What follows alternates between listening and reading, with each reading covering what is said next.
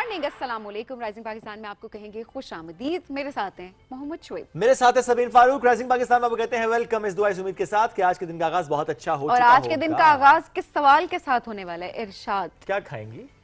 क्या खाएंगी?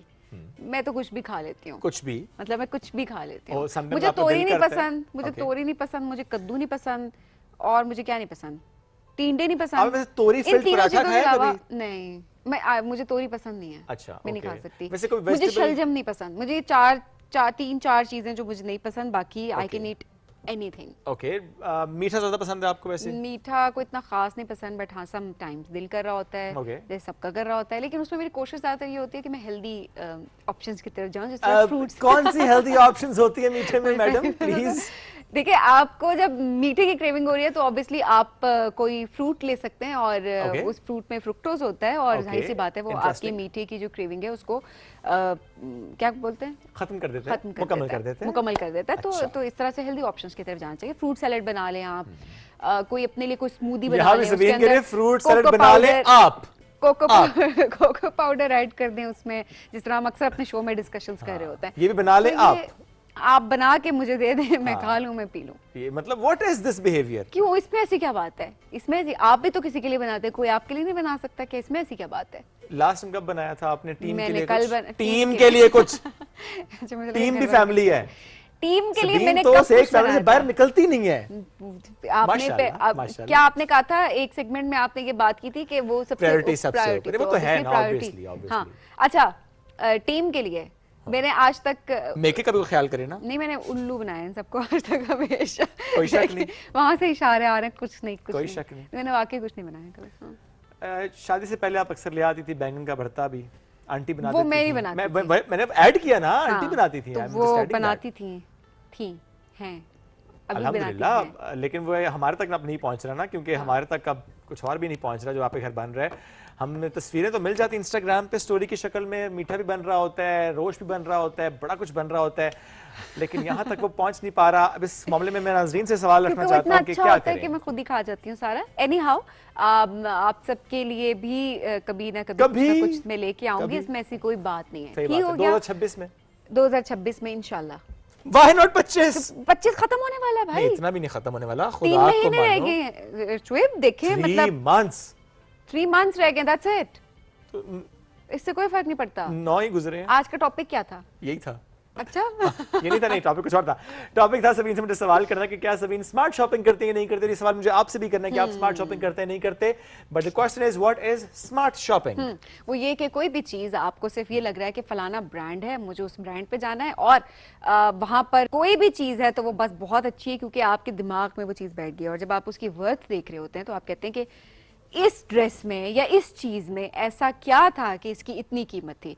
सो we need to understand कि अगर कोई भी ब्रांड है वो आपको बता रहा है कि अच्छा इस ड्रेस की प्राइस 25,000 30,000 है, तो आपको उसको ये जरूर देखना है कि उसमें 25-30 हजार वाली कोई बात है सवाए उस लोगों के, जो कि यहाँ शोल्डर की बैक पे लगा हुआ होता है और ऑब्वियसली नजर भी नहीं आ रहा होता।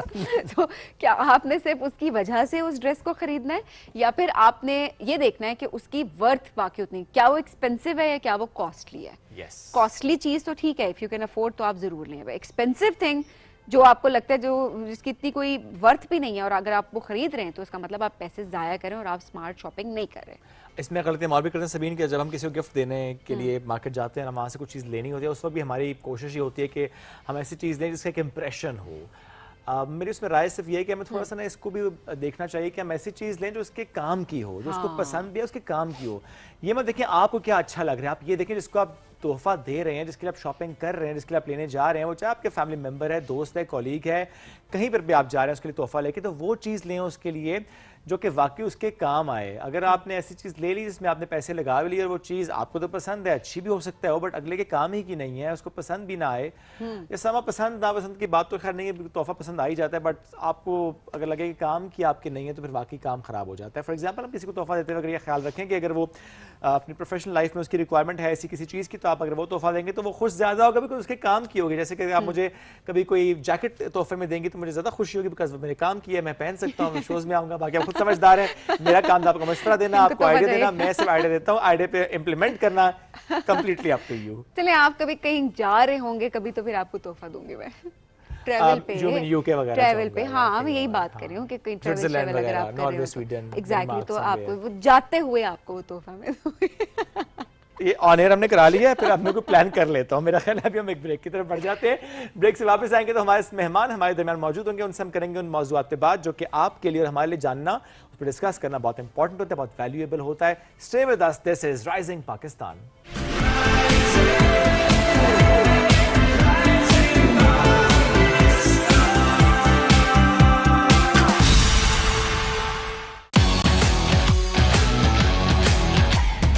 सितारा तो है मगर थोड़ी धूल हटाने की देर। फिर देखो कैसे चमकता है। अंदाज तो बहुत अच्छा है, तो दिखा दो दुनिया को। जीत लो सबके दिल। बता दो दुनिया को सुर की ताकत। देखा, आई दिल से आवाज।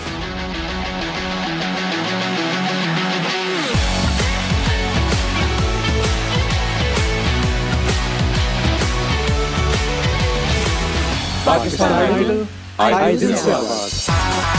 Welcome to the all-new season of Pakistan Idol.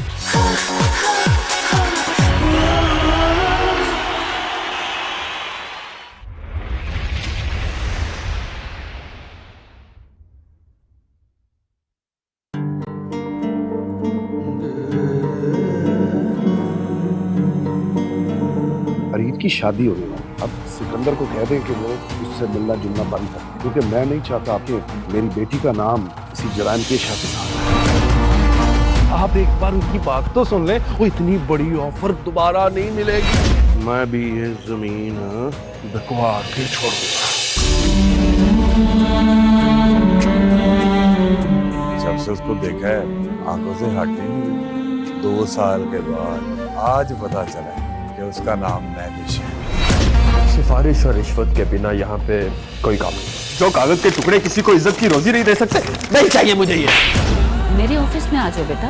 आज जिस सीट पर मैं बैठी हूँ ना, कल को इस सीट पर अरीज नहीं बैठना है। तुम आज से ही अरीज की इस हैसियत को कबूल कर लो, वरना ये रिश्ता चल नहीं सकेगा। सॉरी आंटी, मुझे आपकी ऑफर कबूल नहीं। अगर किसी ने तेरी तरफ पहली आंख से देखा तो मेरी जिंदगी का एक ही मकसद होगा कि उसको इस दुनिया से उठा दो।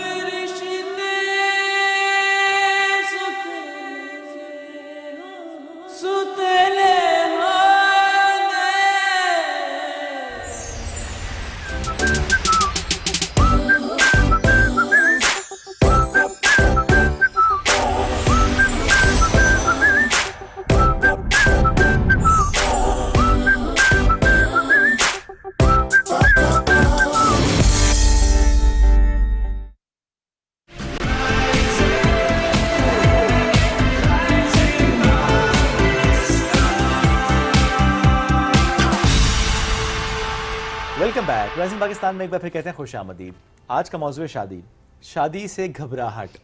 तो पहले हम करते हैं सवाल सबीन से। मेरे से क्यों करते हैं? आपकी रिसेंट शादी हुई है ना? आप रीसेंट मुझसे सवाल कर आप सकती पुरानी हैं। होगी है। कितनी पुरानी? 5 महीने गुजर गए बस। 5 महीने? नई शादी होती है 1 महीना, 10 दिन, 15 दिन, 20 दिन, ठीक हो गया। अच्छा, 1 महीने के बाद जो है ना, वो एवरीथिंग वो नॉर्मल होना शुरू हो जाती है। तो मेरे से सवाल नहीं करना। मैं तो करूंगा। क्यों? मैं जवाब ही नहीं दूंगी। मुझे ये बताएं सबीन, शादी से पहले क्या कोई फेयर था माइंड में? नहीं, ऐसा कोई फेयर तो नहीं था। हाँ तो ये कहोगी। और शादी मेरा से मामला ही डिफरेंट था। अच्छा, मैं मामलात नहीं यहाँ पे खोल रहा, मैं सिर्फ ये पूछ रहा हूँ कि जैसे आपकी डिग्री मैंने के आपसे कहा था बाद सवाल ना करें। प्रोफेशनल लाइफ में, चुप करो, जब भी कभी घर में डिस्कशन होती थी शादी को लेके, Yeah. तो कोई फेयर, कोई एंजाइटी कि अच्छा नहीं अभी नहीं, इस साल नहीं, अगले साल? अब वो ये होता है कि आप थोड़ा स्टेबिलिटी की तरफ जा रहे होते हैं कि Okay. आप स्टेबल हो जाएं, और जाहिर सी बात है इट्स अ बिग रिस्पॉन्सिबिलिटी। आपको रिस्पॉन्सिबिलिटी की तरह ही शादी को भी आप ले रहे होते हैं। एंड देन ऑब्वियसली आपको एक अपनी लाइफ में स्टेबिलिटी चाहिए होती है। वो इमोशनल स्टेबिलिटी भी हो सकती है, वो फाइनेंशियल स्टेबिलिटी भी हो सकती है। तो इट्स वेरी इंपॉर्टेंट कि आप एक फेज में अगर हैं, अपना करियर सेट कर रहे हैं, तो यू नो कि ये राइट टाइम है मेरे लिए जब आप शादी करना चाहते हैं। सो आई थिंक उस लिहाज से आई टुक माई टाइम। मैंने काफी टाइम लिया। ओके, कितना? वो इट्स क्वाइट पर्सनल। मतलब कितने अरसे तक आप ये सोचते नहीं कि नहीं अभी शादी नहीं, का काफी टाइम तक ऑब्वियसली, बट बिकॉज ऑब्वियसली आपके लिए शादी के जो रिश्ता है उसमें एंटर होने के लिए आपको मेंटली उस तरीके से रेडी होना भी बहुत इंपॉर्टेंट है। Yes. और आई थिंक सबसे इंपॉर्टेंट चीज ये है कि ना कि ये कि आप पीयर प्रेशर में शादी करें कि लोग कह रहे हैं कि आपकी उम्र निकली कि जा मेरी रही उस है, क्लास फेलो की भी हो गई, उस दोस्त की भी हो फलाने गई। की भी हो गई है, और लोग बहुत ज्यादा कह रहे हैं। आप जिस शादी में जा रहे हैं अटेंड करने के लिए उस शादी को, वहां पे लोग पूछ रहे हैं जो तुम्हारी कब होनी है। इस प्रेशर से शादी नहीं करनी चाहिए। Yes. आप जब मेंटली रेडी हो, आपको पता हो कि आप फाइनेंशियली स्टेबल हैं, आप इमोशनली स्टेबल हैं, और आप बिल्कुल उस रिश्ते में एंटर होने के लिए रेडी तैयार हैं, तो हैं। ऑब्वियसली उस लिहाज से आपको करना और चाहिए। इसमें तो इस सभी लिहाज से I आसपास took का my time. एनवायरनमेंट कितना इंपॉर्टेंट होता है, आपकी फैमिली कितनी इंपॉर्टेंट होती है जो आपके इस डिसीजन के साथ होती है कि नहीं I am taking my time. बिल्कुल ऐसा है। और पेरेंट्स बहुत ज़्यादा इसमें, उनकी सपोर्ट बहुत इंपॉर्टेंट होती है। बिकॉज मैं क्यों टाइम ले सकी, क्योंकि मेरे पेरेंट्स बहुत सपोर्टिव थे। अल्हम्दुलिल्लाह। ये बहुत इंपॉर्टेंट चीज़ थी कि उन्होंने मुझे कभी फोर्स नहीं किया, मुझसे कभी पूछा भी नहीं कि अच्छा कब शादी कर रही हो या क्या ऐसी कोई चीज़ है। दे न्यू के मैं अपना टाइम ले रही हूँ, और उस लिहाज से उन्होंने कभी मुझे प्रेशर, क्योंकि बार बार अगर सिर्फ ये बात पूछ भी लेना ना पेरेंट्स की तरफ से कि कब शादी कर प्रेशर रही हो, ही क्या होता है प्लान है, वो इनडायरेक्ट प्रेशर ही आपके ऊपर होता है। तो वो चीज़ भी ना आए, कोई हर्डल ना आए। तो इस लिहाज से मेरे पेरेंट्स, तो मैं ये कहूँगी कि पेरेंट्स को अपनी बेटियों के मामले में भी स्पेशली बहुत ज़्यादा सपोर्टिव होना चाहिए, सो दैट आपकी बेटियाँ अपने गोल्स भी अचीव कर सकती हों, और जब वो रेडी हों वो उस रिश्ते में आई थिंक enter इसमें हो एक बस जाए। बात And it's a add beautiful करते हैं। relationship. अल्हम्दुलिल्लाह अल्हम्दुलिल्लाह। और इसमें इन लॉज की तरफ से भी एक बात हम जरूर ऐड कर देते हैं कि हम अक्सर देखते हैं रिश्ता जब होता है, वो कहते हैं अच्छा अभी मंगनी, अभी निकाह, फिर रुखसती, और उसमें हम देखते हैं कि समटाइम्स इन लॉज प्रेशराइज करते हैं कि नहीं जी बस अब रिश्ता हो गया, बस जल्दी जल्दी रुखसती कर दें। और अगर वो लड़की कह रही है, उसकी फैमिली कह रही है कि नहीं थोड़ा सा टाइम, अगर स्टडीज कंप्लीट होनी है या कोई उसका शुएब, प्रोजेक्ट लड़के भी है। रेडी नहीं होते Yes, बाज़ औक़ात। वो अपने absolutely. बेटे के नहीं सुन रहे होते, यस, तो बहू की क्या सुनेंगे वहाँ पे। बात तो आपकी सही है। तो इस मौजू पे हम वजिया जफर से बात करेंगे हमारे नफ्सियात कि आज के दौर में, आज की जनरेशन में ये कितना बड़ा इशू है शादी को लेके, घबराहट का। क्या वाकई वो घबराहट होती है, they are just taking their time, वो टाइम देना कितना जरूरी होता है, या कि वाकई वो घबराहट है लड़कों में भी और लड़कियों में भी शादी को लेकर, इस रिश्ते को लेकर? बिकॉज हमने आसपास ऐसे केसेस भी देखे हैं जिसकी वजह से परेशान भी हो रहे होते हैं इस रिश्ते में एंटर होते हुए। सो वजह को करते हैं। वेलकम, अस्सलाम वालेकुम, गुड मॉर्निंग। वालेकुम सलाम, गुड मॉर्निंग। क्या हाल चाल है? अल्हम्दुलिल्लाह। घबराती है आज की जनरेशन शादी से? आज मुझे लगता है हर जनरेशन शादी से ज़रूर घबराती है, बट वो obviously it depends person to person, ये वेरी करता है। आपने बड़ी अच्छी बात की कि आसपास एटमॉस्फेयर या एक्सपीरियंस कैसा है। अगर आपके फ्रेंड सर्कल में, आपकी फैमिली में डाइवोर्स अगर एक भी हुई और उसको बहुत ज़्यादा हाईलाइट कर दिया गया है और फियर बना दिया गया, उसमें फियर बेस्ड इंडक्शन हो गई है, तो फिर आपके कहीं ना कहीं छोटा सा एक सीड आ जाता है शादी को लेके कि कहीं मेरे साथ ना ऐसा हो जाए। क्योंकि अक्सर हम चीज़ों को जो हमारी लाइफ से बहुत रिलेट कर सकते हैं, तो हम उसमें कहीं ना कहीं अपना फियर डाल लेते हैं। अब उसमें एक चीज़ मैं ऐड करना चाहूँगी कि आपने बड़ी अच्छी बात की कि शादी तभी करनी चाहिए व्हेन यू आर रेडी। और मैं हमेशा से आई थिंक बहुत अरसे से सिर्फ इसी चीज़ से बात करती आ रही हूँ कि जब आप रेडी नहीं होते और आप शादी कर लेते हैं, तो फिर आप बहुत अच्छी चीज़ों को भी, बहुत खूबसूरत चीज़ों को भी ख़राब करने की ताकत रखते हैं। अब उसमें भी रेडीनेस के ऊपर मैं एक चीज़ ऐड करना चाहूँगी कि रेडीनेस में डिस्कशन ज़रूर रखें। At times when people are not ready, उसमें कहीं ना कहीं उनके अंदर फियर्स होते हैं। जैसे इन्होंने तो बहुत क्लियर बताया कि मैंने करियर में स्टेबल होना है। अब कुछ लोग करियर में बहुत अर्ली स्टेबल होते हैं, बट वो शादी नहीं कर रहे होते। तो हेल्दी डिस्कशंस या वो डिस्कशंस जो बहुत उस तरह की हैं, हैवी टॉपिक्स के ऊपर हैं, फियर्स के ऊपर है, उससे बात करें जो आपको समझता है। ज़रूरी नहीं वो पेरेंट्स ही हों, आपका ऐसा दोस्त जो कि जिसका माइंडसेट ऐसा जो आपसे मैच करता हो या आपको बाइस हुए बगैर अच्छा मशवरा देता हो, उससे बात करें और अपनी उन चीज़ों को निकालें। वरना आप उन फियर्स के साथ, कई लोग इतनी एज गुजार देते हो, शादी नहीं करते, और फिर डेफिनेटली 40s के बाद, 45 के बाद आपकी वो जो एक आपने एक लाइन ड्रॉ की होती है अपनी चॉइसेस की, फिर उसमें जब लिमिट आती है तो फिर आप बहुत डिसअपॉइंट होते हैं कि काश हम सही टाइम पे मशवरा कर लें, कि हम सही टाइम पे सही फैसला कर लेते हैं। Yes, बहुत ज़रूरी होता है। yes. अच्छा वजिया, डर किस किस चीज़ का डर है? क्या अपने इर्द गिर्द हम फेल्ड मैरिजेस देख रहे होते हैं, हमने डोमेस्टिक वायलेंस बहुत ज़्यादा देखा है, मैं लड़कियों के पर्सपेक्टिव से बात कर रही हूँ, हम ऐसे इतने ज़्यादा कंट्रोल्ड रिलेशन देख रहे होते हैं, ख़वातीन को एक तरह Freedom से भी नहीं होता, उनको फ्रीडम नहीं होता। क्या लड़कियां ये सारी चीज़ें देखते हुए उनके दिल में ये डर या घबराहट होती है कि पता नहीं हम शादी करेंगे तो क्या होगा? आपके पास क्या ऐसे केसेस आते हैं? अच्छा, मेरे पास जो डीपर लेवल के केसेस आते हैं इससे हट के हैं, उनमें दो चीज़ें होती हैं। या उन फैमिली में उन लड़कियां जो अपने घर में अपने पेरेंट्स का हेल्थी रिलेशनशिप नहीं देखती, उनके अंदर फियर डेवलप होते हैं, फिर यही सारी चीज़ें आती हैं कि हमें ऐसी लाइफ नहीं चाहिए, फिर वो स्केप करती हैं। और दूसरा, जो बहुत अच्छा आइडियल घर का एनवायरनमेंट देखती हैं, वो एक स्टैंडर्ड बनता है कि क्या मुझे ऐसा एनवायरनमेंट मिल सकेगा, क्या मुझे ऐसा हस्बैंड मिल सकेगा जैसे मेरे फादर हैं, उन्होंने घर का एनवायरनमेंट रखा है। ये दो चीज़ें मैंने दो पैटर्न्स फिर देखे फिक्स होते हैं लड़कियों के, जो डिसीजन में उनको कन्फ्यूजन देते हैं। सो यहाँ पे मैं एक चीज़ ऐड करना चाहूँगी कि आपने जैसे बाकी चीज़ें ऐड की कि फियर्स क्या क्या होते हैं, उसमें नंबर 1 वही कि क्या हमें कंप्रोमाइज़ करना की तरफ जाना पड़ेगा, और वो कंप्रोमाइज़ जो हम नहीं करने के लिए रेडी, चाहे वो प्रोफेशनल हो, पर्सनल हो, या फ्रेंड सर्कल से रिलेटेड हो, चॉइसेस हो जो उनके बहुत करीब हैं, या ड्रेस चॉइसेस हो, ये भी बहुत मैटर करता है। फिर दूसरी चीज़, क्या हम पार्टनर के साथ, हमारे यहाँ तो ये भी चीज़ है कि अगर लड़का लड़की अंडरस्टैंडिंग के लिए बात भी कर रहे हैं, या कज़न मैरिज भी है, बात कर रहे हैं, तो उसको भी गलत, अब तो खैर पैटर्न चेंज हो रहा है, अब तो पेरेंट्स कहते हैं बात करें, but still it's a long way to go. Society में या घर में इस चीज़ को नहीं अप्रिशिएट किया जाता, तो अंडरस्टैंडिंग बिल्ड नहीं होती, तो वहाँ से एक फियर डेवलप होता है। मैंने नोट किया जब दो पार्टनर्स में शादी से पहले बहुत सारी बेसिक चीज़ों पे कम्युनिकेशन हो जाए, तो बड़े कंफर्टेबली उस रिलेशन में जाते हैं। उनके बहुत सारे फियर्स के क्वेश्चंस एटलीस्ट क्लियर होती है, क्लियर होते हैं, ट्रस्ट होता है कि एटलीस्ट हमारे पार्ट पे जो है चीजें क्लियर हैं। तो अंडरस्टैंडिंग डेवलप करना बहुत जरूरी है। यस, अंडरस्टैंडिंग बेसिक लेवल पे तो बहुत जरूरी है। अच्छा, ये बड़ा इंपॉर्टेंट है, बेसिक लेवल। वो कौन से ऐसी पॉइंटर्स हैं जिन पे आपको लगता है कि शादी से पहले लड़का और लड़की को डिस्कस कर लेना चाहिए, एटलीस्ट फैमिली को डिस्कस कर लेने चाहिए?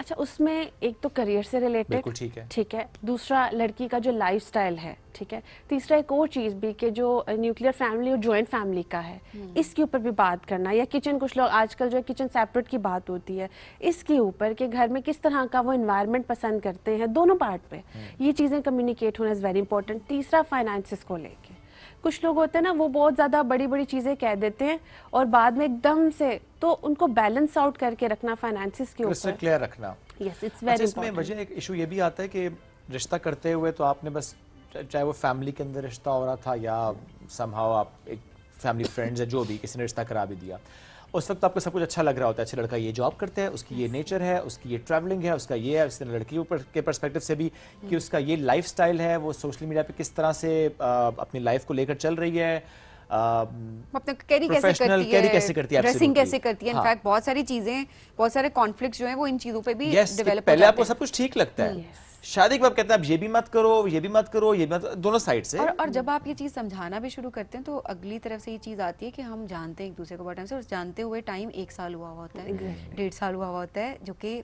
It's nothing. अच्छा, आप लोगों ने तो 1.5 साल 1 साल की बात की, मैंने तो अपने फील्ड में वो भी लोग देखे हैं जो 14 सालों से जानते हैं, और फिर भी नहीं जानते जानते आप तभी हैं, मैं हमेशा बात कहती हूँ जब शादी होती है तब ही 14 जानते हैं। 14 साल क्या करते रहे? 14 साल ऐसे होता है कि फैमिली में कजन्स हैं, जानते हैं, ऐसे रिलेशंस जो हैं, मेरे पास कपल्स आए हैं जो 14 साल से जो है फैमिली में जानते हैं, एक दूसरे को आमने सामने बड़े हुए हैं, तो जान पहचान होती है, पता होता है नेचर कैसी है। बट ऑब्वियसली मैं हमेशा ये कहती हूँ कि शादी के बाद आपके डीप ट्रॉमास निकलते हैं, और पेरेंटिंग में आपके डीप ट्रॉमास लाजमी निकलते हैं। ऐसा ही है, बिकॉज़ ऑब्वियसली उस वक्त आप 24 घंटे 2 लोग साथ हैं और उससे भी ज्यादा कि इंसान को खुद भी नहीं पता होता।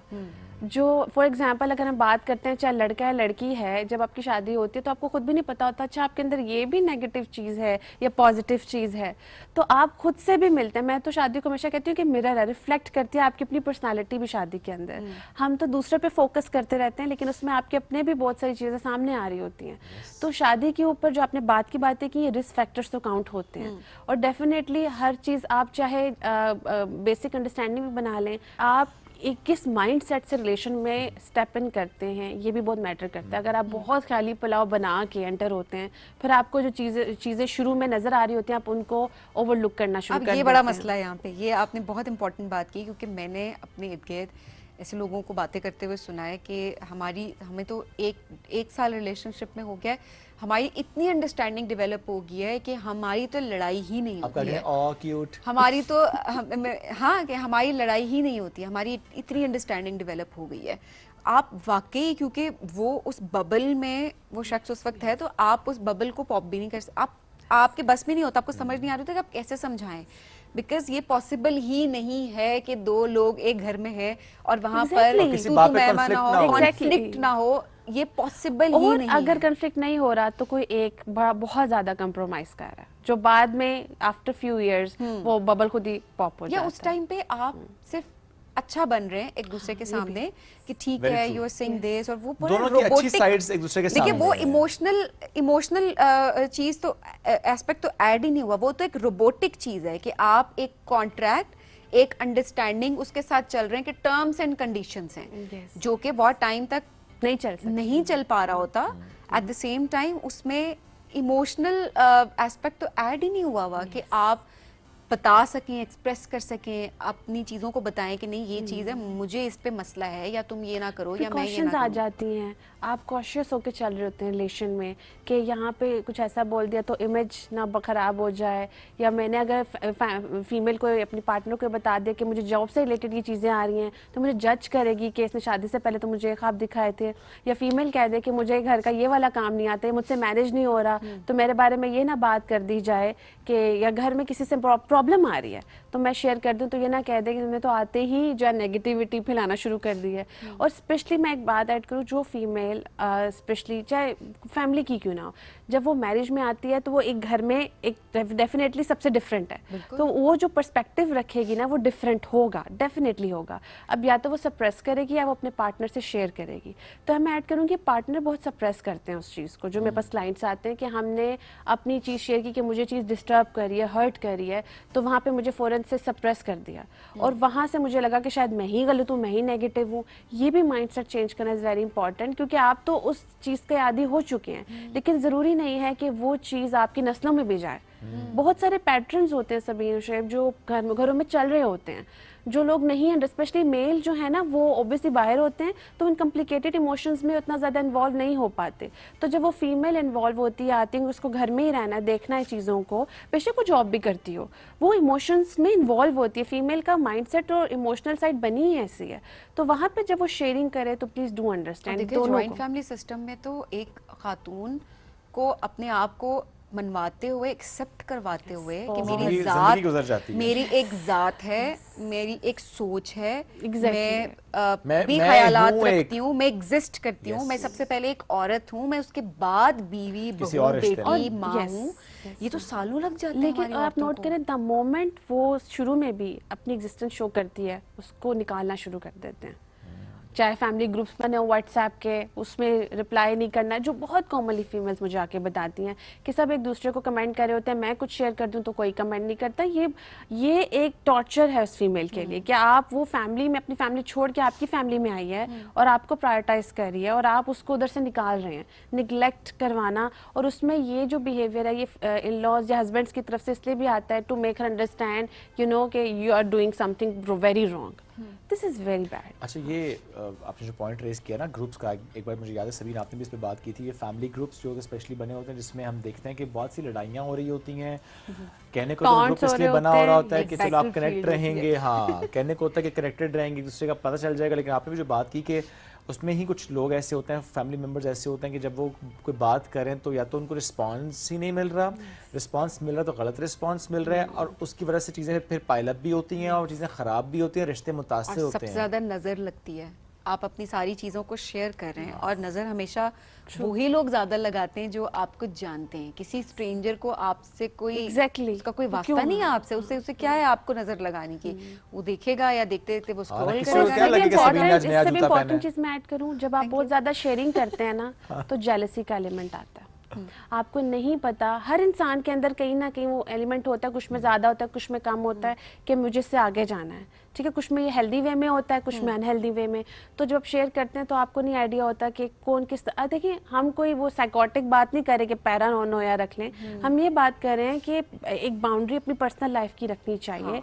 और जब आप अपनी हर डिसीजन को करने से पहले ही उसको नशर कर देते हैं, चाहे पार्टनर, दोनों एक दूसरे की बातों को भी, जैसे लड़की है वो अपने घर में जाके लड़के ने कुछ शेयर किया पार्टनर ने, आप घर में जाके अनाउंस कर दें या लड़का अनाउंस कर दे, तो उससे क्या होता है कि बहुत सारे काम जो हैं वो उस तरह नहीं होते हैं। और ये तो साइकोलॉजी है, आ जाता है। ये तो साइकोलॉजी है। अच्छा वजह, हमने ये तो बात की फीमेल एक पर्सपेक्टिव, उसमें हमने ज़रूर ऐड किया कि लड़कियों के डर क्या होते हैं, मर्दों के क्या डर होते हैं। हमने बहुत सारे लड़कों को देखा है कि वो शादियां डिले कर रहे होते हैं, माँ बाप कह रहे होते हैं बार बार कि अच्छी लड़की है कर लो, वो या वो कहीं अपने करना चाह रहे पार्टनर से होते हैं। टाइम नहीं, वो बाजुकात कमिटेड भी होते हैं लेकिन वो अपने पार्टनर से भी टाइम लेना चाह रहे होते हैं कि नहीं आई नीड टाइम। इसकी क्या वजह है, क्या फियर्स? अच्छा, उसमें जो क्लाइंट, जो मेल क्लाइंट जिन्होंने मुझे, मैंने पर्सनल जो उसमें अपना एक्सपीरियंस देखा है प्रोफेशनल में, और जो मैंने जितनी स्टडीज़ जो रिसर्चेस पढ़ी हैं, उसमें मेन ये कहा गया कि स्पेशली मेल को फाइनेंसिस के हवाले से बहुत फियर होता है। सही। क्या मैं मेंटेन कर पाऊँगा,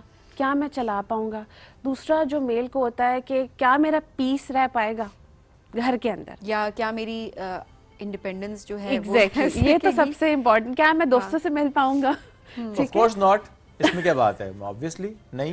राइट अब जो इन पैटर्न्स को नहीं, जो पैटर्न्स पे फियर रखते हैं, वहाँ पे फिर देखा इस तरह के बहुत सारे उनके भी फियर्स आ रहे होते हैं, लेकिन उनके मेनली जो होते हैं वो सेल्फ रिलेटेड होते अच्छा, हैं। मैं इसमें जरूर चाहूँगा कि आप, I have a entirely different opinion on this, जो फाइनेंशियल वाली एक बात है, और मैं वो ऐड भी करता हूँ कि when I was getting married I was jobless.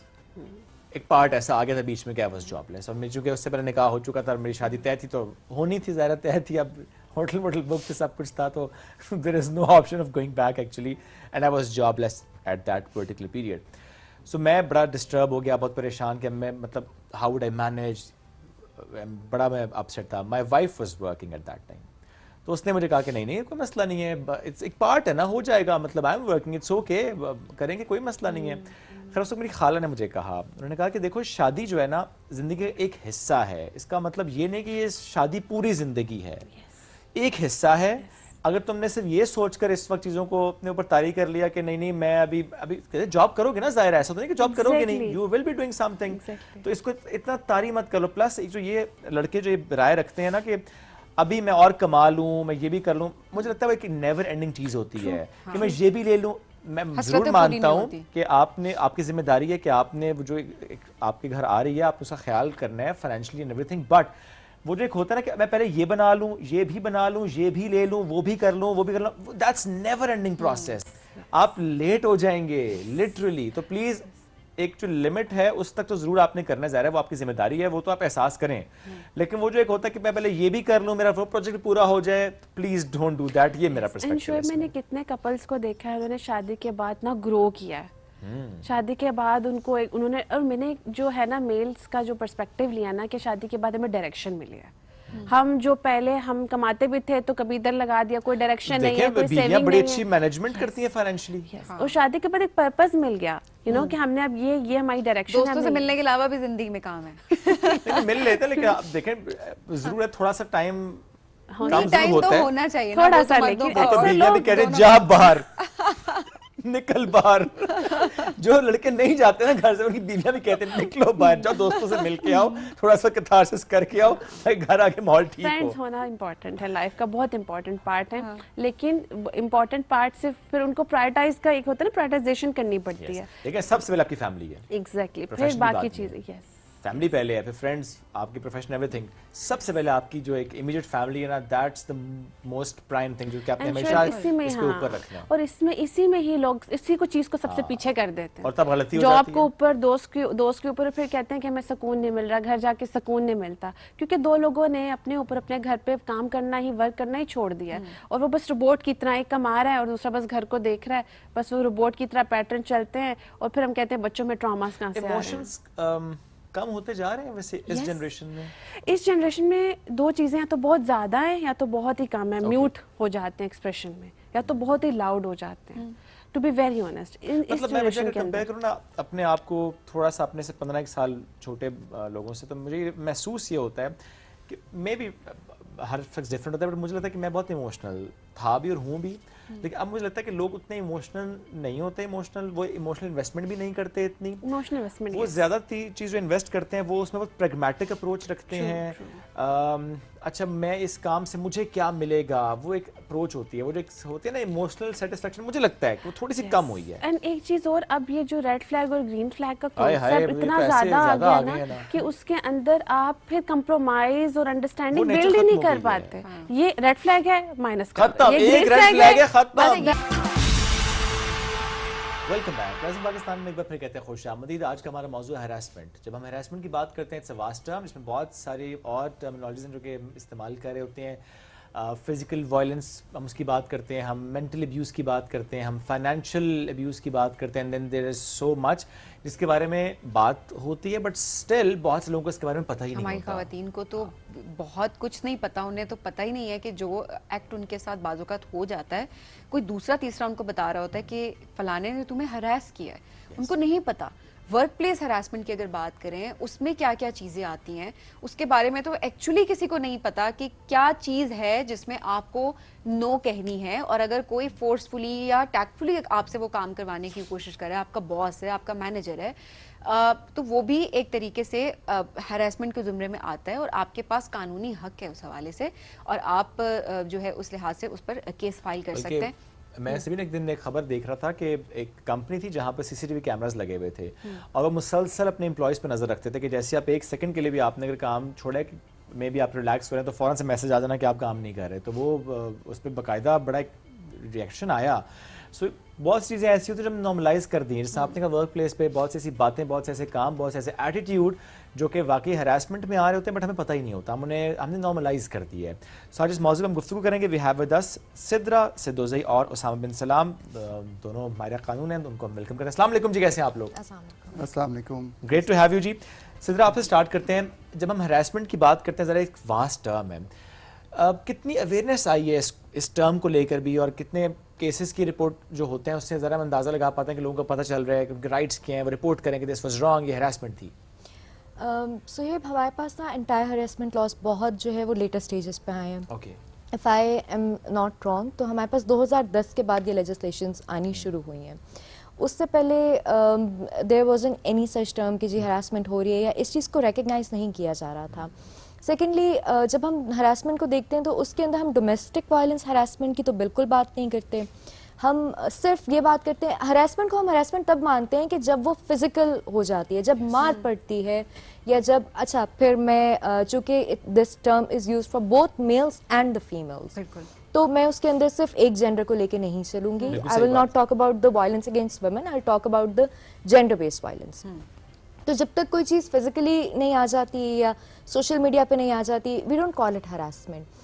हम लोगों ने टोटली जिन फैक्टर्स को नेगेट कर दिया है वो हमारे पास हैं emotional abuse, verbal abuse, financial abuse. हम इन चीज़ों के ऊपर बात नहीं करते बिकॉज हम इन चीज़ों को टैबू नहीं मानते, या हम ये नहीं देखते कि इनके अगेंस्ट भी हमारे पास लेजिस्लेशंस मौजूद हैं। When we see the legislations, हम रूल्स को, लॉज को जब उठा के देखते हैं तो ये सारी की सारी टर्म्स के आप वर्बली किसी को अब्यूज़ नहीं कर सकते, आप इमोशनली किसी को जो है वो हरास नहीं कर सकते, आप ज़बरदस्ती किसी से कोई काम नहीं करवा सकते, ब्लैकमेलिंग नहीं कर सकते। सो ये सारी चीज़ें लॉज में हमारे पास मौजूद हैं। सेकेंड, आपने बात की थी कि किस हद तक ये चीज़ें रिपोर्ट हो रही हैं। हमारे पास रिपोर्टिंग मैकेनिज्म वीक है, हमारे पास रिपोर्टिंग नंबर बहुत कम है स्टिल। लेकिन इसके अंदर एक और भी चीज़ है जो कि एक बड़ा नेगेटिव पहलू है हमारी सोसाइटी का, कि हम हरासमेंट लॉज का देखिए एक चीज़ है यूज़ ऑफ लॉ और एक है अब्यूज़ ऑफ लॉ। सो हम ये देखते हैं कि when it comes to the harassment laws और स्पेशली वर्क प्लेस हरासमेंट के लॉज इतने स्ट्रिक्ट हैं कि अगर आपने किसी खातून को सिर्फ सलाम कर दिया, वो कह रही है हरासमेंट है, तो वो हरासमेंट ही कंसिडर होगी। ऑल्दो कि आप देखें इंटेंशन को तो आप किसी भी तरीके से प्रूफ नहीं कर सकते ना। सो वहाँ पे अब्यूज ऑफ लॉ बहुत ज़्यादा है। इसमें मुझे बल्कि याद है उसामा, गुड मॉर्निंग का मैसेज करना भी हरासमेंट में शुमार हो गया था। कश्माला साहब ने एक दफ़ा स्टेटमेंट दी थी, उसके बाद से उसमें बहुत बात हुई। हाँ, लेकिन जो आपने बात की सलाम, और मैं इसलिए पॉइंट रख भी रहा हूँ कि देखें एक बंदे को पता होता है कि वो जो आप मैसेज आया एनीथिंग दैट इज़ अनवांटेड, वो गुड मॉर्निंग है, वो अस्सलाम वालेकुम है, वो हेलो हाउ आर यू है, खाने पे चलोगी, आपको पता होता है if that's unwanted that's harassment. Your comment? Yes, actually इसमें जो हमारे पास लीगल बाइफरकेशन है उसको हम डिस्कस करेंगे। दो चीज़ें हैं इसमें। एक चीज़ तो हमारी ये आ जाएगी कि जहाँ पर कोई फिजिकल टच नहीं है वहाँ पर we have to always find a pattern. यानी अगर एक दफ़ा गुड मॉर्निंग का मैसेज किया गया तो according to the act and rules उसको हम कंसीडर नहीं करेंगे हरासमेंट, क्योंकि उसके अंदर अभी कोई पैटर्न नहीं है। हाँ, अगर ऐसा हो कि कोई फिजिकल टच या अगर वो फिजिकल बाउंड्री किसी ने भी ट्रांसेंड की तो उसमें एक इंसिडेंट ही काफ़ी होगा और उसको प्रॉपरली हरासमेंट कहा जा सकता है। तो ये इसके अंदर एक बाइफरकेशन। दूसरा जो मेरे नज़दीक दैट इज़ अबाउट कंसेंट।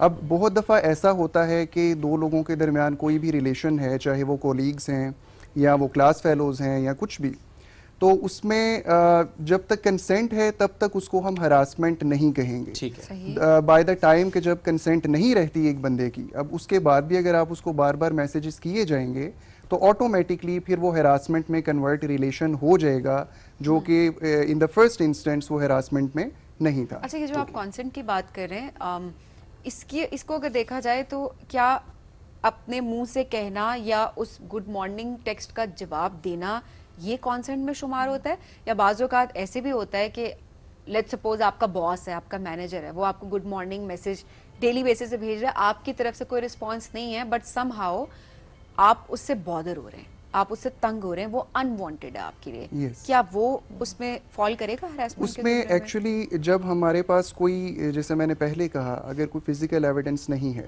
फिर हमें वो पैटर्न ढूंढना है। ठीक है। अब वो पैटर्न क्या होगा? फॉर एग्जांपल अगर गुड मॉर्निंग का मैसेज आता है, लीगली स्पीकिंग अगर कोई बंदा नो नहीं कर रहा तो that will be taken as a consent. हाँ, लेकिन ऐसा हुआ कि फॉर एग्जांपल गुड मॉर्निंग का मैसेज भी आता है और उसके बाद जो सर्कमस्टांसेस हैं उनको हम देखेंगे, हमें ये पता चला कि उन स्पेसिफिक खातून को बाकी एम्प्लॉयज़ से ज़्यादा इम्पोर्टेंस दी जा रही है और बाकी एम्प्लॉयज़ से ज़्यादा वो उनको बेनिफिट्स मिल रहे हैं उस जॉब में। ठीक है। अच्छा, जब तक बेनिफिट्स मिल रहे हैं उन्होंने कुछ नहीं कहा, ना उन गुड मॉर्निंग मैसेजेस का रिप्लाई किया, ना ही उस इंसिडेंट को कहीं पर उन्होंने रिपोर्ट किया। लेकिन क्या हुआ कि जैसे ही वो बेनिफिट्स उनसे ले लिए गए वापस, उसके बाद अगर एक कंप्लेंट आ जाती है कि भाई ये हैरासमेंट है, तो वहाँ पर डेफिनेटली उनको थोड़ी मुश्किल होगी अपना केस प्रूव करने में, क्योंकि वो कोरोबोरेशन नहीं हो सकी जो कि हैरासमेंट के लिए ज़रूरी है। या अगर इसको हम ये कहें कि गुड मॉर्निंग के मैसेजेस आ रहे थे और उस टाइम उनके पास जो बेनिफिट्स थे, रिप्लाई ना करने की वजह से वो बेनिफिट्स वापस ले लिए गए, तो फिर वो प्रॉपरली हैरासमेंट में आ जाएगा। वो उसमें फॉल कर रहा फिर वो होता उसमें है। फॉल करेगा। इवन आपने अगर उसको रिस्पॉन्ड नहीं किया, लेकिन वो सर्कमस्टांसेस बताएंगे, आप क्रोनोलॉजिकल ऑर्डर में चीज़ों को देखेंगे तो ये चीज़ क्लियर हो जाएगी कि अच्छा, जब तक वो रिस्पॉन्स नहीं किया या उस बंदे ने वेट किया एम्प्लॉयर ने, ठीक है, और जब बाद में भी उसको उसके जो रिक्वायर्ड एंड्स हैं वो अचीव नहीं कर सका। बेनिफिट्स को हम थोड़ा सा अगर इलैबोरेट कर सकें तो ऑब्वियसली वो बेनिफिट्स जो कि लीगली उस जॉब में रहते हुए आपके पास हैं, जो पर्क्स एंड प्रिविलेजेस जिनको हम बोलते हैं, अगर ये बात करें तो मेरा ख्याल है ये टर्म ज्यादा बेहतर होगी कि वो अगर आपको तंग किया जा रहा है वर्क प्लेस पे कि आपने ये बात नहीं मानी तो आपको ओवर टाइम लगाने की बात हो रही है, या और कोई पर्क्स ऑलरेडी जो आपके पास थे वो आपसे लिए जा रहे हैं। अच्छा सिद्रा, हम प्रूफ नहीं कर पा रहे होते हरासमेंट को। लेट्स सपोज मुझे किसी, हर वक्त तो रिकॉर्डर मेरे पास भी नहीं मौजूद, सीसीटीवी हर जगह पे नहीं मौजूद, कोई मुझे वर्बली या फिजिकली अगर किसी को भी हरास कर रहा है, अब्यूज कर रहा है, तो कोर्ट में मांगा जाता है या केस फाइल करने के लिए सबूत मांगा जा रहा होता है। अब उस सबूत को कहाँ से लाया जाए, किस तरीके से जो जिस तरह उसामा ने बात की कि सर्कमस्टांशियल एविडेंसेस, तो सर्कमस्टांशियल एविडेंसेस हमारे पास जो हैं वो इट्सेल्फ एक वैलिड सबूत के तौर पे लिए जाते हैं। उसके पास हमारे पास जो है वो विटनेसेस, कि अगर आपने may be if it's me, मुझे मेरा बॉस जो है वो बार बार अपने रूम में बुला रहा है, मेरा बॉस मुझे बार बार जो है वो ओवर टाइम की बात कर रहा है, definitely I share it with some of my colleagues, maybe मैं उसामा से बात करूँगी, सबीन से बात करूँगी, बट मेरे पास उस चीज़ का प्रूफ नहीं है कि उसने मेरे साथ फिजिकल होने की कोशिश की या उसने मुझे मेंटली हरास करने की कोशिश की। बट जो जहाँ पे विटनेसेस का क्राइटेरिया, अब लेकिन लोग विटनेस नहीं बन के आते, लोग लैक ऑफ प्रूफ की वजह से इन चीज़ों को, इस पे बात नहीं करते, उसके अगेंस्ट जो है वो कोई एक्शन नहीं ले पाते। मैंने जैसे शुरू में बात की थी कि हमारे पास अभी भी रिपोर्टिंग बहुत कम है। सो उस रिपोर्टिंग, एक स्पेसिफिक इंसिडेंट्स की रिपोर्टिंग ना होने की जो मेजर वजूहात होती हैं, सोशल स्टिग्मा, खातून है, इज्जत पे बात आएगी, सबूत क्या है, हम विटनेस नहीं बन सकते। So all these factors they are composing and making your case very weak, कि जिसके बाद जो हरासर है उसको एक खुली छूट मिल जाती है और जो हरास हो रहे हैं वो उनके पास they are not left with any other option but to leave the place. Okay, कभी ऐसा कोई इंसिडेंट हो जाए किसी के साथ और उसने उस पॉइंट ऑफ एंड टाइम पे उसे रिपोर्ट नहीं किया, फॉर एग्जांपल एक हाइपोथेटिकल सिनेरियो आपके सामने रखते हैं, किसी वर्क प्लेस पे किसी के साथ ये हुआ कि हरास किया गया और उस वक्त सारे सबूत भी थे, लेकिन सामा उस वक्त चीज़ें दबा दी गई या बिठा के सुलह करा दी गई, whatever the case is. But later on भी उससे महसूस होता रहा जो भी विक्टिम है कि बुरा भी हुआ मेरे साथ, और स्टिल एक कहीं ना कहीं से मालूम हो रहा है अच्छा अब ये बात हो रही है, वो बात हो रही है। क्या कोई टाइम फ्रेम होता है कि इस टाइम फ्रेम के अंदर ही आपको दोबारा उसको लीगली परस्यू करना है, या कि at any point of time you can do that, any one of you? हमारे दो किस्म के लॉज हैं पाकिस्तान में और ऑल ओवर द वर्ल्ड भी। One is called civil law and the other is criminal law. अब ये जो इस लॉ की नेचर है ये क्रिमिनल लॉ है, और जो भी हमारे पास वर्क प्लेस हरासमेंट एक्ट है उसके मुताबिक एक क्रिमिनल कंप्लेंट फाइल होगी। अब क्रिमिनल लॉ के अंदर there is no concept of limitation. जैसे कि सिविल केसेस में हमारे पास एक लिमिटेशन एक्ट है और वो रेगुलेट करेगा कि इतने अरसे में आप अपना क्लेम कोर्ट में लेकर जा सकते हो, उसके बाद जाओगे तो वो केस स्ट्रेट अवे डिसमिस हो जाएगा, बिकॉज़ वो टाइम बार हो जाता है। Yes, आपने एक स्पेसिफिक टाइम पीरियड में अपनी प्ली लेकर आनी है, but that is for the civil laws. Other than that वो टाइम बार हो जाएगा। यस, अब क्रिमिनल में देयर इज नो लिमिटेशन। यहाँ पर एक प्रिंसिपल होता है लैचेस का, यानी उसमें रीजनेबल टाइम कैलकुलेट किया जाएगा या फिर समझा जाएगा। अब इन केसेस में बहुत दफ़ा this is a positive thing कि औरतों को हमारे जो सोशल वैल्यूज़ एंड सर्कमस्टांसेस हैं उनका बेनिफिट मिलता है, इन द सेंस के हमारी ख़वातीन इतनी बोल्ड नहीं हैं कि इस किस्म के इंसिडेंट्स को वो बता सकें, किसी से ओपनली डिस्कस कर सकें, क्योंकि अगर ये चीज़ वर्क प्लेस पे हो रही है तो भाई और वालिदैन या वालिद उनका फ़ौरन एक पॉइंट ये आएगा कि आप उस जगह पर जाना बंद कर दें। कोई भी उनको वो चीज़ रिपोर्ट करने ही नहीं देगा if she discusses it with the family. अब ये हमारा अनफॉर्चुनेटली जितने भी केसेस जाते हैं at the end 80 to 90% of the times parties का कॉम्प्रोमाइज हो जाता है। अब वो कॉम्प्रोमाइज विलिंगली औरत की तरफ से अक्सर नहीं होता, just to avoid that social stigma, because अगर कॉम्प्रोमाइज की तरफ नहीं आएंगी या इन वर्स्ट केस सिनेरियो आपको टर्मिनेट कर दिया जाता है, एग्जाम्पल, तो विद दैट टर्मिनेशन लेटर आप कहीं और जाके अप्लाई करने के काबिल नहीं रहेंगे, बिकॉज आपके पास जो है जितनी भी वो फिर प्रोसीजरल है कि आपके पास एक्सपीरियंस लेटर नहीं है, ये नहीं है, वो नहीं है, एंड देन यू नो बहुत सारी जगहों पे when we fill the form for the jobs तो वहाँ पे कैटेगोरिकली एक सेक्शन होता है कि आप कभी हरासर तो नहीं रहे हैं। अच्छा। या आप ये एक जगह ये आजकल एक क्राइटेरिया है, हाँ, कि आपके कोई माइनर ट्रैफिक चालान्स के अलावा कोई बड़े क्रिमिनल रिकॉर्ड तो नहीं है, बिकॉज आपको सिक्योरिटी चेक होता है। आप जो है वो माइनर्स के साथ आपकी शादी तो नहीं हुई हुई, आपने किसी अंडर एज से शादी तो नहीं की हुई, so that security or the background check that is also very important। अब वहाँ पे आके because you know हमारी unfortunately society ऐसी है कि जहाँ पे अगर एक औरत harass हो के भी आई है तो उसको उसी नज़र से देखा जाएगा कि अच्छा may be she was wrong. ये बड़ा मसला है। यहाँ पे बहुत से इंसिडेंट्स हमारे सामने रिसेंट भी कुछ ऐसे एग्जांपल्स हमारे सामने आई थी, कुछ केसेस ऐसे हैं, मैं केस नहीं कोट कर रहा बट मैं ये बात इसलिए कर रहा हूँ कि चीज़ें चल रही होती हैं, डेवलप हो रही होती हैं, पता नहीं होता कि उसमें सही कौन गलत कौन है, बट सोसाइटी या इंटरनेट हमेशा डिवाइड नज़र आता है उसमें हमें कि अच्छा नहीं वो लड़का ठीक था या लड़की ठीक थी। ऐसे में I would like you to respond to this कि हम अक्सर ये बात करते हैं कि कोई अगर केस ऐसा हो गया इसमें लड़की ने सोशल मीडिया पर आकर कहा कि मेरे साथ ये गलत हुआ, मैं हरास हुई हूँ, मेरे साथ मुझे अब्यूज़ किया गया, उस पर इंटरनेट डिवाइड होता है, उसमें कहते नहीं जी आपका तो ताल्लुक था उसके साथ। आई मीन हमने वैसे काफी केसेस में भी देखते हैं। उसामा ने बात की थी कंसेंट की, सो यू नो ये जो एक ताल्लुक था that was benefiting both the partners mutually. Absolutely ठीक है, मैं उसकी डिटेल्स में नहीं जाऊंगी because that might be very unethical. बिल्कुल ठीक है कि एक रिलेशनशिप में ठीक है वो दोनों अगर म्यूचुअली बेनिफिट हो रहे हैं, बट जब एक चीज या एक सर्टेन बिहेवियर पैटर्न जो है वो टॉक्सिसिटी की तरफ जा रहा है, वो अनवांटेड है या वो वायलेंस की तरफ जा रहा है बेसिकली। और अगर देखिए वायलेंस किसी भी सूरत में आप ये नहीं कह सकते कि ये जस्टिफाइड है। मियाँ बीवी के दरमियान अगर वायलेंस है तो वो जस्टिफाइड नहीं है ऑफ एनी सॉर्ट, वर्बल है, मेंटल है, फाइनेंशियल है, फिजिकल है। किसी रिलेशनशिप में भी मतलब कोलीग्स के दरमियान भी अगर वर्बल या इमोशनल वायलेंस आ रहा है दैट इज नॉट जस्टिफाइबल। ना लॉ उसको जस्टिफाई करता है, ना सोसाइटी जस्टिफाई करती है, ना ह्यूमन डिग्निटी के ग्राउंड पे वो जस्टिफाई करता है। लॉ के हवाले से क्या कहता है, मैं बात करूं सोशल मीडिया इन्फ्लुएंसर्स की भी, जो ऐसे केसेस में सामने आ जाते हैं नहीं जी ये ठीक है या ये ठीक है। अच्छा, लीगली स्पीकिंग इसमें ना हमें अगेन बाइफरकेट करना पड़ेगा कि लॉ राइट किसको बोलता है और क्या आपका लीगली इन्फोर्सेबल राइट नहीं है।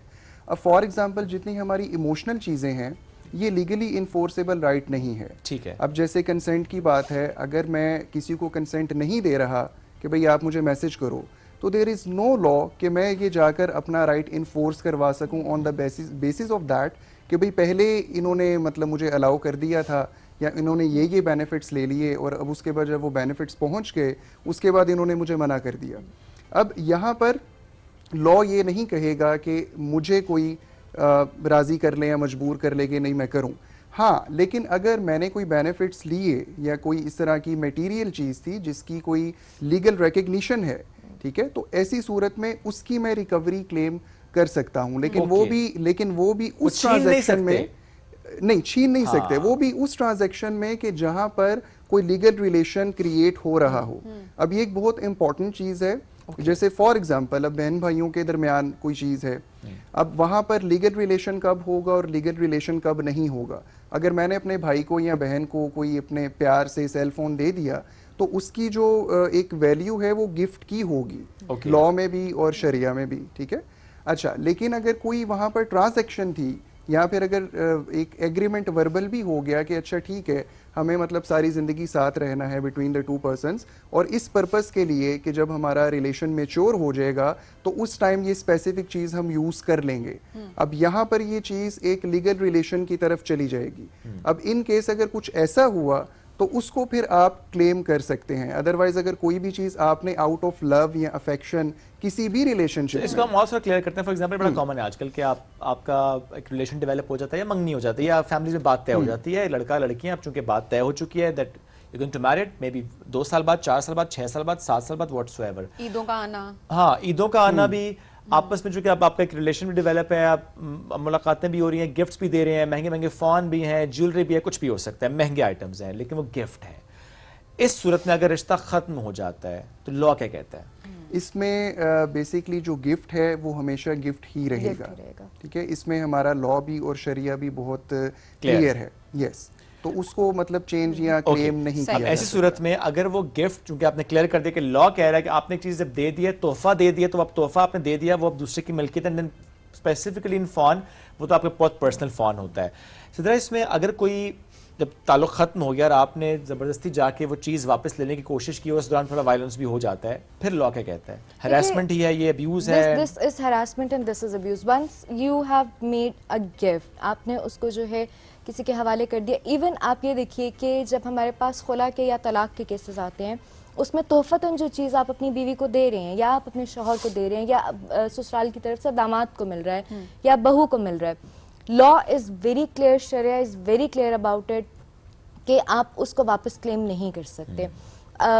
कुछ लोग जो हैं वो अपनी प्रॉपर्टी एज अ गिफ्ट, अपने जिसको हम हिबा कहते हैं, the legal term is Hiba, हम उसको गिफ्ट डीड के तौर पे अपनी, देखिए जो शरीयत ने विरासत की तकसीम की है, लेकिन कोई एक बच्चा जो है वो हमें लगता है कि वो बड़ा ज़्यादा प्यारा है, हम एक कुछ पोर्शन उस बच्चे के हवाले कर देते हैं, लेकिन गिफ्ट की फॉर्म में, हिबा की फॉर्म में, या अपनी बीवी को दे देते हैं या अपने शौहर को एक सर्टन चीज़ दे देते हैं। At any point of time you cannot claim that back. Okay. चाहे उसके अंदर आपके पास गिफ्ट डीड या हिबा डीड मौजूद है या आपने जो है वो किसी को भी दे दिया है, आप किसी भी पॉइंट ऑफ टाइम पे उस चीज़ को, मंगनी ज़रूरी नहीं है कि आपका निकाह हुआ है तो आपने अपनी बीवी को कोई गिफ्ट दिया है, मंगनी के वक्त भी अगर आपने तय होते वक्त, हाँ, सो रिश्ता तय होते वक्त या आजकल जो है वो जिस तरह it's becoming a new normal, वो जो बीच में लेने के जितना भी प्रोसेस है और उसके अंदर जो तकरार है या जिस किस्म की अगर कोई फिजिकल वायलेंस है, that is violence and that is a crime. और इसके अगेंस्ट लॉ क्लियर है, law is very action clear होगा। यस। अब मेरा अगेंस्ट सवाल वो समझ वही था कि लेकिन इस दौरान जो इंटरनेट डिवाइड होता है, लोग एक राय कायम करने की कोशिश करते हैं, डिफेम करते हैं ना, डिफेम करते हैं, हाँ। जिसके साथ ऑलरेडी वायलेंस हुआ है, जो फेस कर रही है, कर रहा है, जो भी किसी भी केस में, तो जो लोग गलत साइड पे खड़े होते हैं, उनकी एक इन्फ्लुएंसिंग एक ज़रा एबिलिटी है उनकी, उनके खिलाफ भी हमारा लॉ कुछ कहता है? क्या हम उसको भी रिपोर्ट कर सकते हैं कि ये जो इस तरह की वीडियोस बनाई जा रही हैं और डीफेम कर रहे हैं और लड़की की कैरेक्टर असैसिनेशन कर रहे हैं, वो जिस तरह के स्क्रीनशॉट शेयर हो रहे हैं, इस बारे में लॉ क्या एंड कहता है? स्टिल अगर जो केस है अभी वो अंडर इन्वेस्टिगेशन है, वो स्टोरी अभी डेवलप हो रही है। यस अच्छा, जो डेफेमेशन की हम बात करते हैं तो उसमें भी लॉ बड़ा क्लियर है कि डेफेमेशन किसी ऐसी चीज़ को डेफेमेशन नहीं कहेंगे जो कि ट्रूथफुल है। ठीक है, ठीक है। अब फॉर एग्जांपल अगर एक क्रिमिनल है और उसने कोई क्राइम कमिट किया है और दूसरा बंदा पब्लिकली उसको कह देता है कि भाई ही इज़ अ क्रिमिनल, तो that would not be a defamation. ठीक है।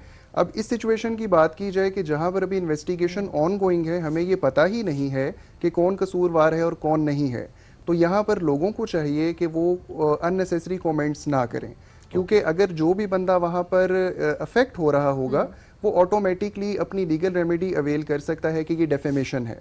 तो वहाँ पर लेकिन अगर प्रैक्टिकली स्पीकिंग वो स्टॉलमेट कंडीशन क्रिएट होगी, क्योंकि अभी तक हमें ये नहीं पता कि वो सच है या झूठ है। तो इस वजह से जो इनिशिएटर है उनको भी रुकना चाहिए, और जिसकी डेफेमेशन हो रही है वो भी बाद में अगर फॉर एग्जांपल कल को वो कोर्ट उसको गिल्टी डिक्लेयर कर देती है तो उसने वो जो डेफेमेशन का सूट फाइल किया होगा वो भी ऑटोमेटिकली खत्म हो जाएगा। लेकिन लीगल रेमेडी ली जा सकती है। Add a point in it कि accused is always a favorite child of the court unless proven guilty। कि मुल्जिम जो है वो हमेशा, जिसको कहते हैं ना, एक लाडला बच्चा है अदालत का, जब तक कि उसके ऊपर गिल्टी चार्ज प्रूव नहीं हो जाता, जब तक वो सेंटेंस नहीं हो जाता, दफात नहीं लग जाती, सजा नहीं मिल जाती, वो तब तक मुल्जिम है, वो मुजरिम नहीं बन गया। सही। तो जब तक एक बंदा मुजरिम नहीं बन जाता, आप नहीं कह सकते कि ये देखो ये क्या है। खैर हमारे यहाँ तो उल्टा ही सीन होता है कि अगर वो अदालत से रिहा हो भी जाता है, जब बाहर आता है तो ऑब्वियसली सारी जिंदगी उसके ऊपर सारी जिंदगी होती है, वो तो खैर एक अलग टॉपिक भी, और यकीनन उसके बारे में बात जरूर होनी चाहिए। अच्छा सिद्रा, अब वो हरासमेंट, वो अब्यूज जिसका हमें पता ही नहीं है कि हमारे पास कानूनी हक है इस हवाले से कि हम केस फाइल कर सकते हैं। फाइनेंशियल अब्यूज़ की अगर बात करें, मेंटल अब्यूज़ की बात करें, वो मर्द भी एंड ऑब्वियसली वो ख़वातीन के पर्सपेक्टिव से भी हम बात करते हैं, किस किस तरह से ये हरासमेंट और अब्यूज़ के ज़ुमरे में आ सकता है और केस फाइल हो सकता है? देखिए सबीन, पहली बात तो ये कि हमारे यहाँ ये अवेयरनेस नहीं है, हमारी मर्दों को या ख़वातीन को ये पता ही नहीं है कि ये चीज़ें हरासमेंट हैं। For example, body shaming is a harassment. This is a kind of a violence. आपने किसी को मोटा कह दिया, पतला कह दिया, काला कह दिया, गोरा कह दिया, लंबा कह दिया, छोटा कह दिया, this is violence. This is harassment. Secondly, आपने उसको जो emotional trauma दिया, आप उसके अगेंस्ट भी monetary compensation जो है उसको क्लेम कर सकते हैं। आपने अगर किसी को verbally किसी को डिफेम किया या वर्बली आपने किसी को गाली दे दी, तो उसके अगेंस्ट भी आप मॉनेटरी कॉम्पनसेशन। एज शेमिंग के खिलाफ भी कुछ कानून है? यस, ये सारी चीजें ही हरासमेंट। सीरियस?